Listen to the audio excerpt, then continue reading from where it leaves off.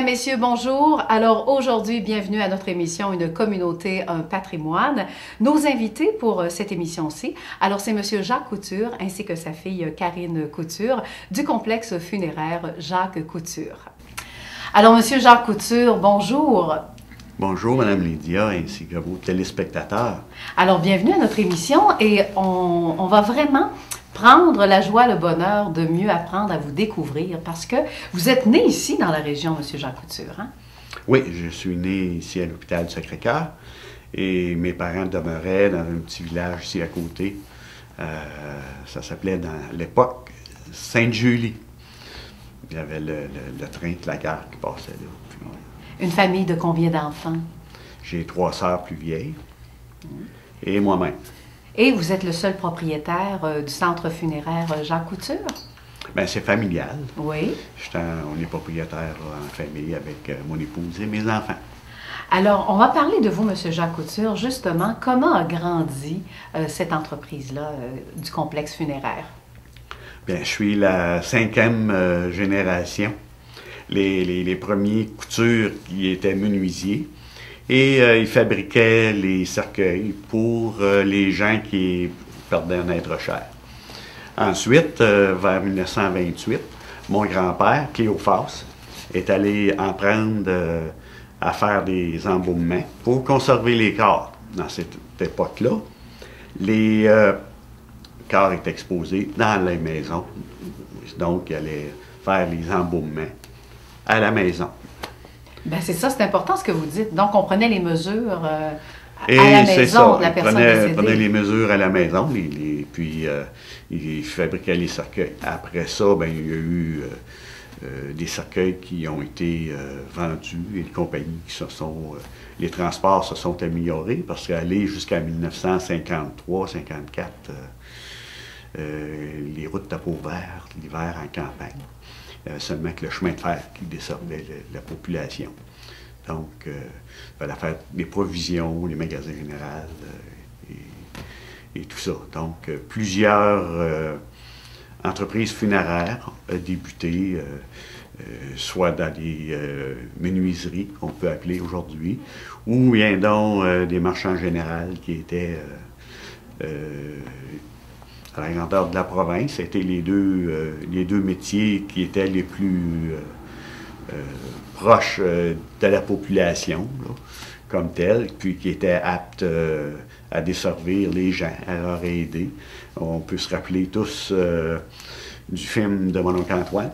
Donc, ça nous rappelle, presque tout le monde a vu ça, ce film-là. Donc, ça nous rappelle un épisode dans le bord de la Beauce, là, peut-être faire ces coins-là.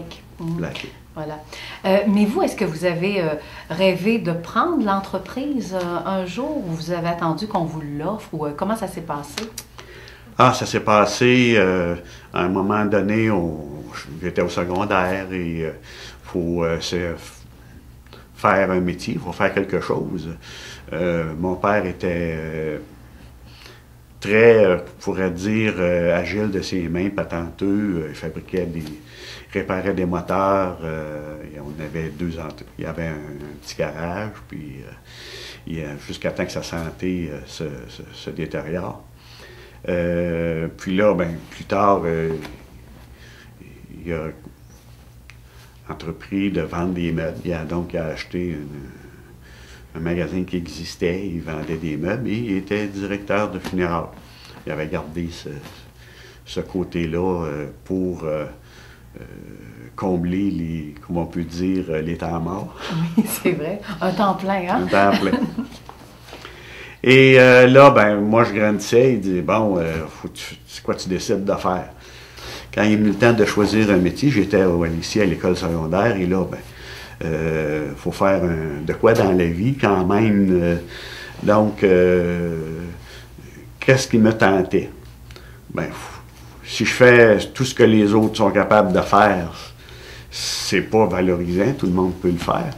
Donc, pourquoi j'irais pas dans le domaine de l'embaumement? Donc, c'est un métier qui est passionnant dans le sens que à cette époque, il y avait beaucoup d'accidents. Donc, C'était de redonner l'apparence aux défunts. Et en même temps, c'était d'assouplir la peine des gens, de le revoir une dernière fois. C'est très valorisant dans ce sens-là. Et aussi, c'était une continuité. J'ai été élevé dans ça, pareil comme quelqu'un qui était sur une ferme et qui sait tout comment ça fonctionne, ou dans n'importe quoi. Un autre, ça va être dans un garage. On se promenait au travers des cercueils quand on était petits. C'est juste normal pour nous autres de voir ça. Donc, vous avez toujours été familier. Toujours été familier avec ça, là. À la minute, j'ai été assez grand pour l'aider à aller chercher les corps. Une petite anecdote, là, c'est que mon père a dit, bon, tu vas être bon pour venir relever ton bout, hein, ton bout, là, pour aller chercher quelqu'un dans une maison. Je reviens chez nous. Mon père, il dit, puis comment tu l'as trouvé? Ah, il dit, t'as pas beau, ben, et tu vas voir les autres, vont tout être plus beaux. Fait que ça a réglé le problème. Alors, c'est comme ça que vous avez entrepris. Entrepris, autrement dit, casser la glace. Ouais. Mais votre métier, on appelle ça entrepreneur. Thanatologiste. Oui. Et c'est la thanatologie, le métier pour conserver les corps. Et directeur de funérailles pour.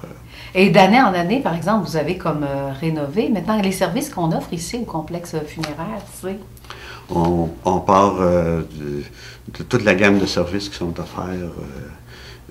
C'est l'embaumement, on a un columbarium, on a une salle de réception, on a 2 salles pour les gens visitent ici à Plessisville, on a un laboratoire, on a tous les services qu'on peut imaginer pour la célébration de la parole au salon, avec les systèmes de son et tout ça. Là, donc, on peut tout faire au même endroit. Okay. C'était important de faire ça un jour, parce que ça n'a pas été comme ça au début. Hein? Non, au début, c'était pas tout à fait ça. Là. On pourrait dire, à tous les 20 ans, on a de quoi qui change. C'est un petit peu ça, les coutumes. Il faut s'habituer à ce que les gens veulent avoir et il faut les écouter. Et qu'est-ce qui est important, c'est qu'ils reçoivent les services qui sont en droit d'attendre de nous. On est là pour les guider et ainsi que de faire la volonté de celui qui nous quitte. Vous avez demandé de l'aide de votre épouse ou votre épouse a embarqué dans l'entreprise? Ah, c'est arrivé curieusement. Mon père est décédé à peu près une dizaine de mois avant que je me marie. Donc, lorsqu'on s'est mariés, Céline, mon épouse, était la secrétaire du président d'Alistair de Casting. Et du jour au lendemain, ben là, ma mère est décédée en voyage. Ça fait que là... ça prenait quelqu'un? Oui, c'est ça. Oui. J'avais ma grand-mère à la maison. Puis là, je tombais là, 3 semaines après le mariage. Avec ça. Ça fait que elle a décidé de venir travailler avec moi. Et de fil en aiguille, elle a pris la charge, la direction des livres de l'entreprise. Donc, tout ce qui a rapport à la comptabilité, c'est Céline qui a pris la relève qui a pris ma comptabilité, là, parce qu'elle n'était pas au courant, là, c'est moi qui gérais la comptabilité. Donc, je l'ai impliqué dans l'entreprise. Malgré elle, ça s'est fait très naturellement, c'est ça. Et ça, depuis 10 ans, ben là, Karine est avec nous, donc Karine, elle chevauche les deux. Elle m'aide, elle aide sa mère à la comptabilité. Donc, on ne pourrait pas s'en passer dans le sens que elle fait bien ça. Et autour, est-ce qu'il y a d'autres employés?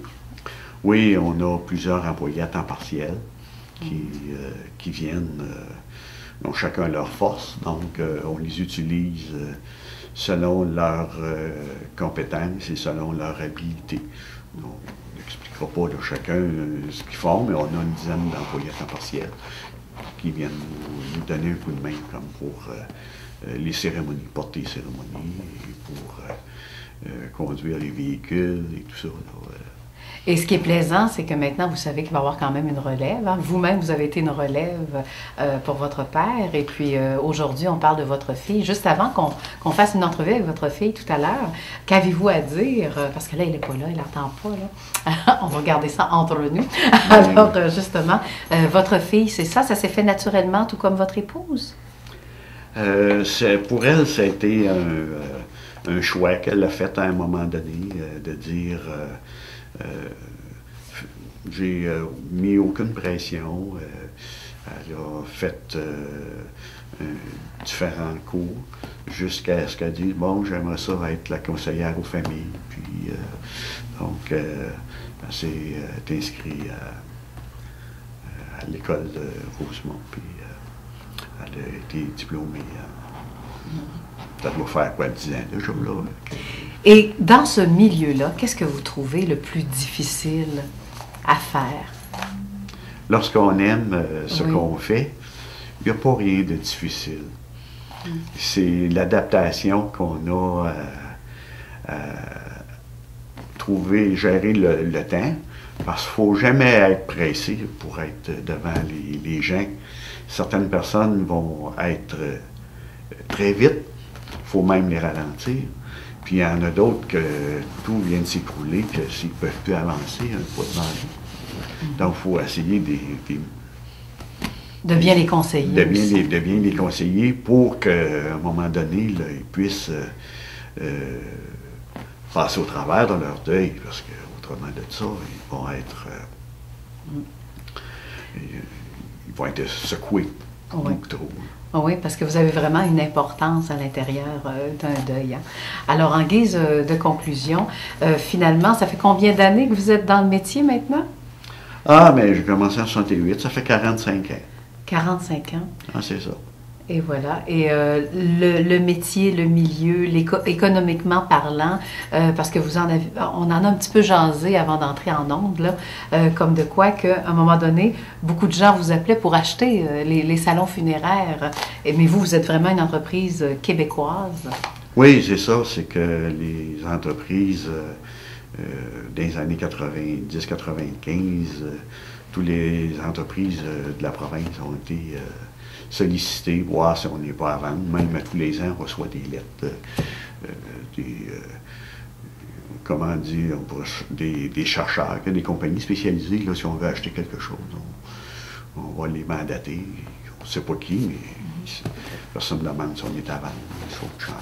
Mais non, je veux dire, pour nous, c'est important que ça reste familial pour pouvoir...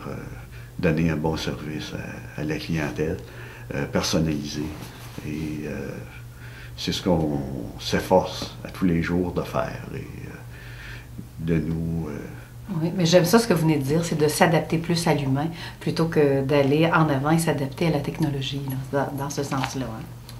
Oui, bien, c'est la personne qui reste qui est importante et le défunt ne l'est pas moins parce que il n'y a pas, lorsqu'on est décédé, il n'y a pas d'argent, l'argent n'a plus d'importance, les valeurs. Pour ça là, que moi, je vais toujours traiter une personne. C'est une personne, si la vie elle a été plus dure pour eux autres, question monétaire, ils vont toujours avoir le même service. C'est pas parce qu'ils ont été moins chanceux dans la vie qui vont être minimisés ici. C'est très important pour nous autres. Gérer tous les gens dans le même pied. Alors, le premier complexe funéraire, Jacques Couture, est-ce qu'il a été construit à Plessisville? Le premier salon funéraire a été construit par mon père, Robert, en 1965, à Laurierville. C'est les maisons funéraires débutaient là, à cette époque, les salons funéraires. Avant ça, c'était dans les maisons privées.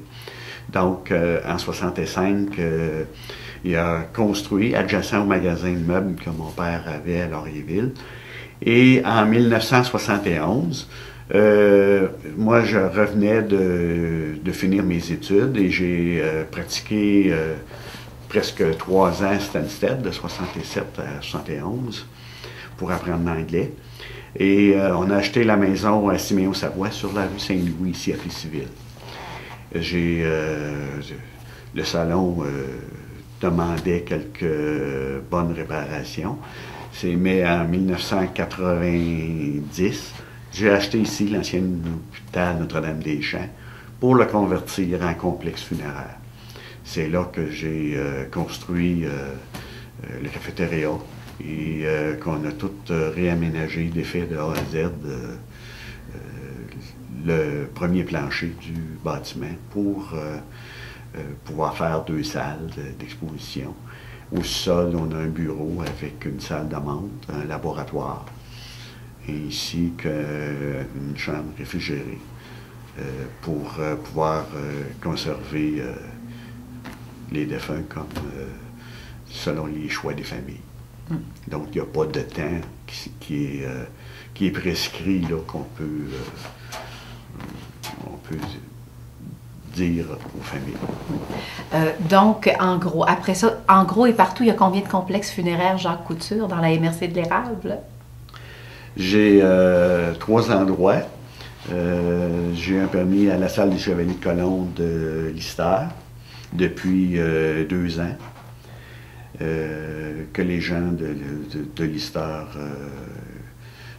eux, désirent avoir beaucoup d'espace. Donc, c'est impossible d'avoir un salon pour le nombre de décès qui serait insuffisant. Donc, je suis affilié avec les Chevaliers de Colomb pour prendre leurs installations. J'ai un local là, qui m'est réservé aussi pour entreposer les biens pour avoir les transportés que j'utilise. J'ai le salon de Laurierville qui est réagrandi depuis l'an passé.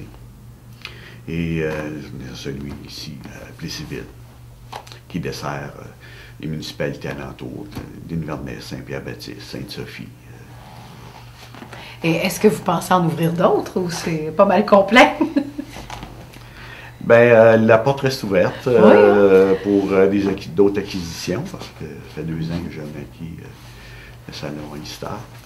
Donc, c'est ma fille qui va répondre à la question tout à l'heure. À cette question-là. Bien, merci beaucoup. Entrevue très intéressante. Merci. Ça fait plaisir. Bonjour Karine. Bonjour. Karine, vous êtes flamboyante au départ et on côtoie la mort à tous les jours. Et comment vous avez décidé de prendre la relève et en même temps de travailler pour votre père? Bien, c'est sûr que comme mon père, j'ai toujours vécu dans ce milieu-là. Moi, les amis venaient chez moi quand j'étais jeune, puis c'était tout le temps, on descend pas dans la cave, on a peur, on passe par dehors, des choses comme ça. Mais tu sais, c'est en nous, là, ça fait partie, comme si quelqu'un aurait une autre entreprise, là, comme j'en disais. Puis, c'est sûr que les années ont passé, puis ça ne m'interpellait pas. Moi, je trouvais ça triste. Ça venait me chercher, ça me disait rien. J'ai fait d'autres formations, plus de gestion, ces choses-là. Et avec le temps, je me disais, ben, je voyais la porte d'être humaniste envers les gens, des accompagner, dans le fond, dans tout ce processus-là. C'est venu me chercher, puis Jacques, il m'a ouvert la porte, grande ouverte, ben, viens essayer, puis là, j'ai vraiment aimé ça, puis je suis allée faire des formations là, pour acquérir de l'expérience, comment accueillir les gens dans le bureau et tout ça, les accompagner à travers le processus. Mais même quand on suit la formation, on doit avoir des surprises aussi, hein? Certaines approches la première fois qu'on fait les choses, finalement, on doit se dire, je vais vraiment faire ça. Il y a sûrement dû avoir certaines situations cocasse aussi, hein? Oui, mais moi, je suis beaucoup stressée, fait que c'est sûr que j'étais stressée beaucoup, puis on est toujours ensemble, moi et Jacques, là, on rencontre les familles, le plus possible, en tout cas, ensemble. Si un peut pas être là, mais l'autre, c'est un peu le vécu de la famille où, c'est quand même confidentiel, mais on est là pour les accompagner, les suivre, même si un n'est pas là. On est capable de les guider, tout ça. Oui, parce que votre titre dans l'entreprise, c'est conseillère aux familles. La conseillère aux familles, oui. OK. C'est ma formation, c'est comme ça qu'elle s'appelait. Parfait. Donc, vous rencontrez vraiment les familles, on vous confie des secrets, ce qu'on a besoin, et puis vous essayez de faire ou de donner le meilleur. Hein? C'est dans ce sens-là? Oui, bien, dans le fond, c'est ça. Mon rôle, c'est, Jacques aussi, mais d'accompagner les familles, d'avoir une écoute, de l'empathie. Tu sais, des fois... chaque famille est différente, chaque décès n'est pas pareil. Des fois, les gens ils se confient à nous, il faut être là pour les écouter, être capable d'accepter ce qu'ils nous disent, parce que quelqu'un qui décède et que, exemple, il y a une longue maladie, ben c'est important tout ça, le processus d'avoir venu voir la mort arriver d'un être cher, et c'est important. Fait qu'on est là, c'est sûr que ça nous touche. Oui, ben, c'est ça. Ça vous touche, hein? Et moi, j'ai remarqué aussi que quand arrive un deuil ou un décès, votre rôle est important pour les familles. Ça, vous en êtes conscient aussi, hein? Ben, conscient, je sais pas, mais j'essaie de faire comme si chaque décès serait dans ma famille à moi, là. Tu sais, comment je pourrais dire... Ben, quelque part, vous êtes comme une bouée de sauvetage. Ben oui, mais les gens sont tellement... Il y a tellement de choses que je pensais pas après qu'une rencontre dure 3 heures, des fois 5, tout dépendamment de l'ouverture des familles, où des fois les gens ne savent pas du tout là, où c'est qu'on s'en va. Fait que c'est ça, des fois les gens après, quand je pensais pas qu'il y avait autant de choses à faire. C'est ça. Ça va du choix de la tombe aussi. Oui. Hein? Ouais, c'est pas facile. Ça, c'est un choc. Hein? La première fois qu'on arrive, comme vous dites, dans le sous-sol, hein? Et puis il faut choisir la tombe. Oui, ou l'urne, ou oui, aussi. Des fois, il y a des gens, on a un cercueil de location, parce qu'après, les gens ils vont vers la crémation et tout ça. Il y a plein de services là.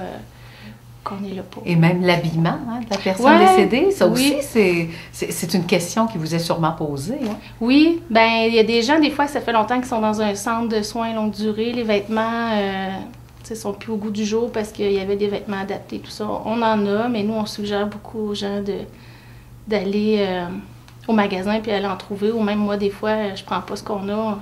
Je vais aller faire les magasins pour les familles, là, pour trouver des vêtements plus à la mode. Oui, aussi, c'est ça qui va représenter plus le défunt. Oui, non, ça me fait penser parce qu'on a tous eu une grand-maman qui avait écrit dans son testament, moi, c'est cette robe-là que je veux absolument. Et des fois, pour la famille, la robe, elle ne fait plus à grand-maman.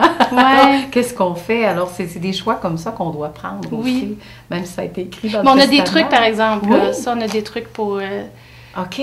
Pour peut-être en arriver là, justement, qu'elle porte cette robe-là parce qu'elle l'a écrit dans le testament. Alors, maintenant, j'aimerais connaître un peu votre vision, parce que vous travaillez pour votre père, c'est pas tout à fait la même génération. Alors, votre vision de l'avenir de l'entreprise, ce serait quoi? On a beaucoup de projets, soit dans la modernisation des lieux, se mettre plus en 2015. Je veux dire, pas de se mettre en 2015, mais d'être plus futuriste, dans le fond, je dirais plus ça. D'arriver, ce qu'en ville, ils font, que nous, en ville, je parlais dans les grandes villes, Québec, Montréal, ces choses-là, ces villes-là, emmener ça ici. Oui. Suite...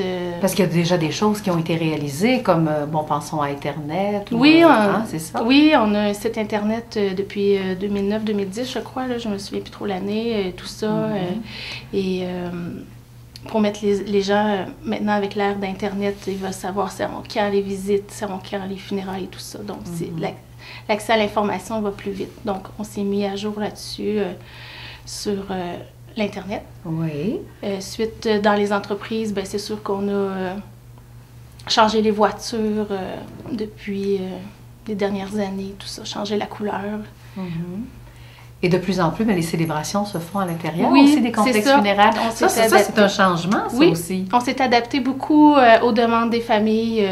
Des fois, c'est pas parce qu'ils sont pas pratiquants religieux qu'ils veulent pas aller à l'église, mais souvent, les familles, la famille est vieillissante. Fait que les enfants disent, ça va demander moins d'efforts à maman ou à papa, tu sais, de passer à travers cette journée-là. Bien, tout se faire ici, bien, on s'est mis vraiment un endroit qui peut accueillir quasiment 200 personnes pour une célébration de la parole. On a des musiciens qui viennent. C'est ça, même, ben c'est ça selon les religions aussi, hein? Ouais. Il faut s'adapter aussi. Oui, c'est ça. Bon, des fois, c'est un pasteur qu'on a besoin. Autrefois, c'est quoi? Ça peut être un célébrant. Oui, un célébrant. Puis, la semaine prochaine, je vais faire une formation sur comment faire des célébrations au salon. Oui, parce que c'est de plus en plus à la demande. C'est ça la nouveauté aussi dans les complexes funéraires. Hein? Puis les familles aussi, c'est souvent la fin de semaine, le samedi, le dimanche. C'est les demandes des familles de faire ça. Ils ne veulent pas prendre congé. Ils veulent que le plus de monde de leur famille soit présent. Donc, ils veulent faire ça la fin de semaine. Donc, en ayant cette petite formation-là que je vais faire la semaine prochaine, bien, bon, on a déjà quelqu'un qui vient faire des célébrations le samedi et le dimanche là, après-midi parce qu'ici, la fabrique... Oui. Mais au moins, ça, c'est une branche qui vous touche là, de pouvoir un jour comme célébrer selon la demande des familles. Oui. Et en plus, vous êtes une femme. Hein? Non, mais parce qu'une célébrante, même maintenant, aujourd'hui, on voit une pasteur aussi. Oui. Alors ça aussi, ça a évolué, ça a changé. Bien, à Inverness, on a des Anglais. Bien là, maintenant, il y en a moins là, qui habitent à Inverness, mais c'est une dame qui fait les célébrations et c'est aussi beau qu'un homme. Oh oui, c'est vrai, même dans les mariages, entre autres. Oui, aussi. J'ai assisté déjà à ça et puis j'ai trouvé ça très beau. Il faut prendre notre place. Exactement. Alors, en guise de conclusion, la fierté de travailler pour son père, complexe funéraire Jacques Couture, c'est une belle fierté? Une très belle fierté. Mon père m'a transmis des belles valeurs, ma mère aussi, toute la famille, là, les valeurs, c'est ça, de transmettre... de génération en génération. Je n'ai pas connu mes grands-parents parce qu'ils sont décédés trop jeunes, mais je me dis, à travers mon père et ma mère, je suis capable d'aller chercher des valeurs familiales. Alors, le meilleur conseil maintenant de votre père, je serais curieuse d'entendre ça. Bien, c'est de suivre son instinct, c'est d'avoir confiance en moi, de mes moyens aussi, de ne pas douter qu'est-ce que je suis capable en fin de compte. C'est d'aller vers l'avenir, d'avoir des projets. Il y en a beaucoup de projets, puis il me transmet ça, ses passions et tout ça, et de profiter de la vie. Puis au travail, bien, c'est ça, c'est d'être présent pour soi et pour les autres.